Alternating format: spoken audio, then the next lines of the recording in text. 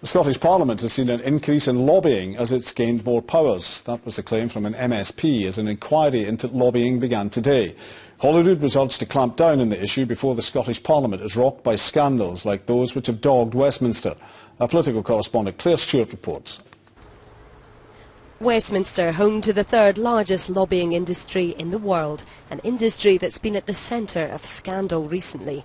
The headlines may have been south of the border, but does Holyrood have a lobbying problem too? There's been an increase in the amount of lobbying going on.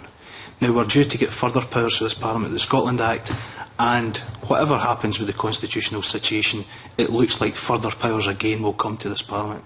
There will be a consequential increase in the amount of lobbying that goes on in and around this place. An inquiry began today into the lobbying of MSPs, and campaigners urge the Parliament to take action now. The level of alienation from politics increases each time that there is a scandal, and the sense that there is very much a them and an us of a professional political class and the rest of us.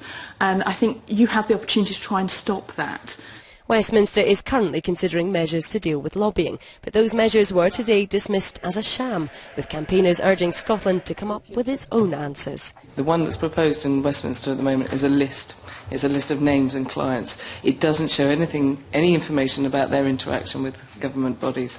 So it needs to have what people are lobbying on and whom in government they are lobbying. Otherwise you just have a list of names. However, those who lobby for a living have defended their industry, saying existing measures are working well in Scotland. The voluntary approach is working, sets a very high standard, might not be met by any statutory register or code of conduct, and we feel that this voluntary approach is demonstrating that that approach is working in the fact that there hasn't really been any issues in Scotland over the course of the last 14-15 years.